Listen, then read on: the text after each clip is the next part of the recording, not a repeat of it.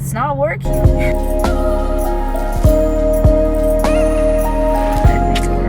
Okay guys, welcome to episode 3 of Drive and Vibe podcast. This is your host Becca, and who we have here is my best friend from college, Lucy. Hello guys, I'm Lucy.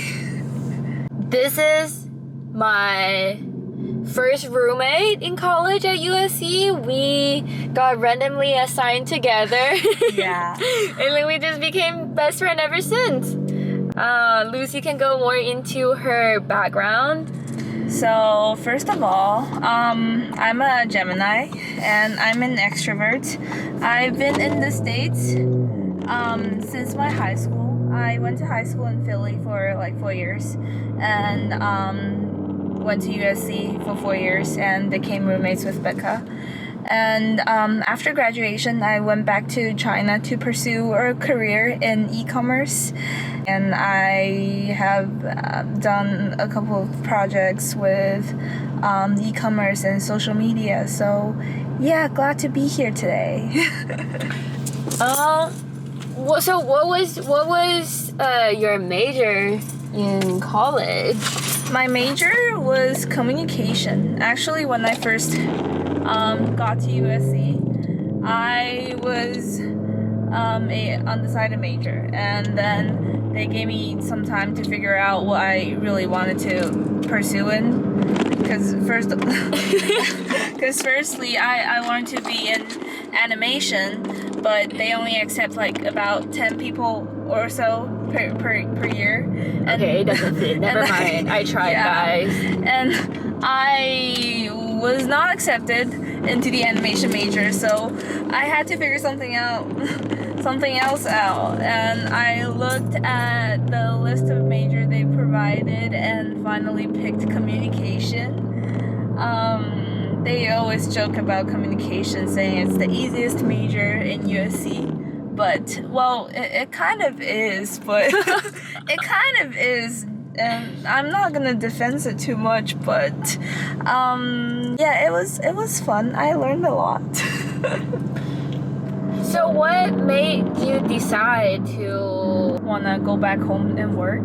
Yeah, wanna go back home and work? Because I feel like most people, they would take chances on their first year and then work here first and then decide to whether go back home or not.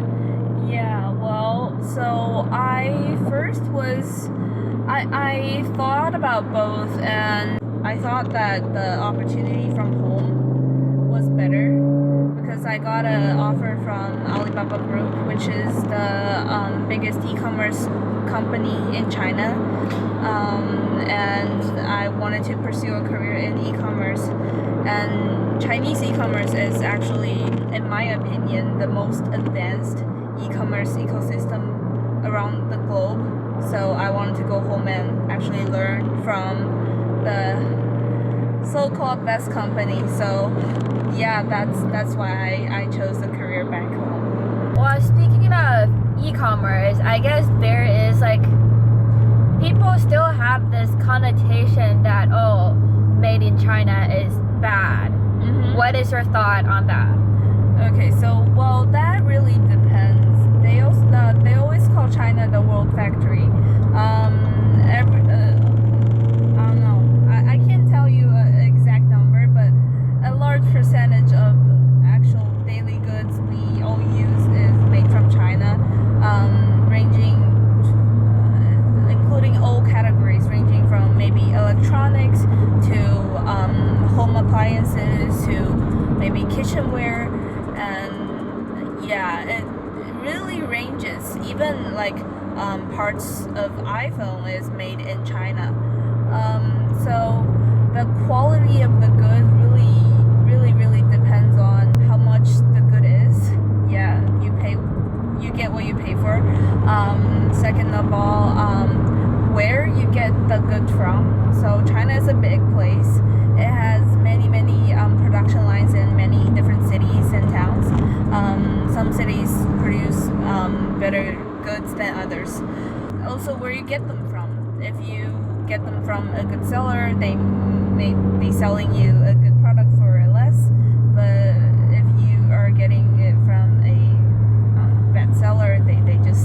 everything. They sell you crap for expensive price.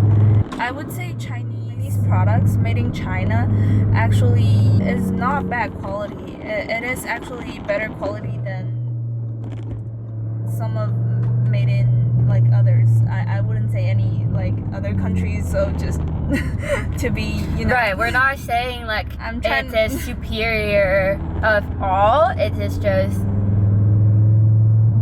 that connotation might just not be true. Like it the same applies to maybe even everywhere. You have to still do your due diligence on the research of what you're getting. It's just like you have to do your due diligence on where you're sourcing your stuff from. Like any company, any sort of e-commerce or whatever, if you want to build like a successful business, your due diligence is so important. And then to know the in and out of the products or whatever that you're getting from, it will be beneficial for you in the long run. Like now that Shein is so popular, there are the controversy, the allegedly, like I don't have the source. I'm just going over what I've seen online of people saying like their labor is not ethical. Like they are just being overworked. The factory isn't clean or da, da, da, da. What is your thought on that? That really depends on the standard that we're talking about. Ethical or not ethical, that is a comparative question. If you measure the level of ethnicity in Shein factories with the, American standard or European standard, the more developed country standards, it is probably going to be unethical since they're paid less and worked more hours. But if you see it in a more in a local scape, with local standards, it's actually they're actually using normal practices. They're not putting their laborers in like a factory jail and working them to death. It's not like that. If it's like that, the Chinese government would just stop them and call them out. And secondly, the laborers wouldn't be willing to work at the factory. They can as well choose something else. It's not like Shein is like a super huge factory, super famous factory, and controls like a lot of people.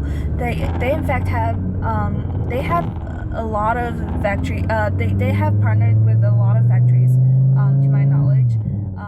So yeah, in like a local standard, in like the Chinese standard, they are working probably normal hours. So they're not being quote unquote slaved. Yeah, they are not being quote-unquote slaved. If that's the real case, they probably got paid more than like normal laborers for working a lot of hours. Or that must be the case.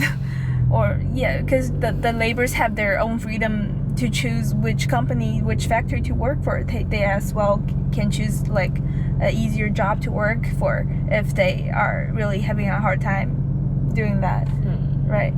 So now that you work for Alibaba, like, what is your main like are you doing marketing, backend? Like, what is your position? Okay, so I'm doing basically content marketing for them. I've done actually a couple of roles. It's quite complicated. I'm not sure. So speaking of content marketing, we have this influx of content creator on TikTok, Instagram, like especially with the rising of TikTok. And then what do you think like is a next step for content creation? Like, I mean, since you work with like content marketing, like, right. I mean, you would have a different point of view compared to content creator, I guess. What is your like thought on the future? Okay, so as content creators, you have to create actually short contents that grab people's attention faster. Also, shorter content is a trend as well. We're seeing on TikTok, we're seeing contents getting shorter and shorter. At the first we see 1 minute content, 30-second content, and now we're seeing like 15-second content and 7-second contents running better and getting more views and stuff. Right, but then isn't like both TikTok and Instagram, they're both trying to promote like longer video. They're giving more reward to people that create like longer video. Like TikTok now, it's like you have to make video that is longer than 60 seconds to receive the creator funds or something. I think that's the rule. Yeah, okay, so from the platform's view, why they're doing that is because the platform lacks a supply of longer videos that's like, for example, over 60 seconds. So they're giving creators money, like the creators fund, to promote them to produce longer content, longer video. And the creators, why are they lacking that content? It's just because maybe a few reasons. First of all, it's Ooh, it's not working. It's not working. 手动 manually. Okay. Where was I? Long form. Why are we promoting long form? Okay. Yeah, they're lacking a supply of longer videos. Why is that? It's just because producing shorter video is just easier and it gets more traffic. So it gets more traffic naturally. So content creators now have mastered that secret and are all creating shorter videos. Now the platform just since everybody is creating shorter videos, the longer videos nobody creates that. So the platform needs to put in money to get people to produce that. I have heard that YouTube is coming back now because there are people that are like kind of getting tired of this the short form content. It's sometimes it doesn't provide enough information for them. That's why they're going back to YouTube, to the long form. Yeah. Because that's where they can actually create content and then people can appreciate that. Yeah. Well, there also one reason why platforms like TikTok and Instagram and like other platform needs a longer video. It's because that how these platforms make money is they care about two numbers. The first is their DAU, their daily users, their daily active users. They care about how many users are active on the platform daily, so they can tell their investors, okay, I got this many people on my platform. You can sell ads on my platform. The second number they care about is the amount of time the users spend on the platform. So the longer the users stay on the platform, the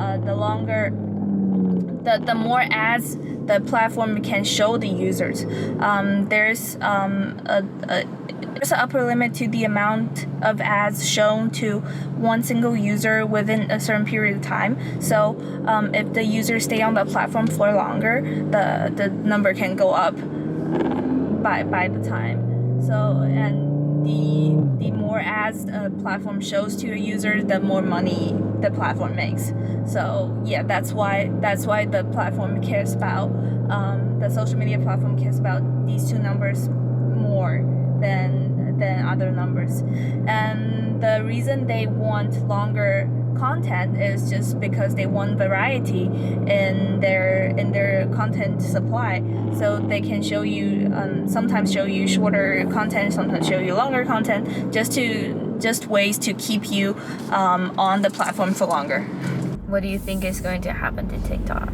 I think it's just an interesting spot where many actual users and many merchants on there want to protect TikTok, but the government will endlessly try to shut it down because it's just a very sensitive media platform, just to be honest. And media has power to move people, and that is very, very dangerous.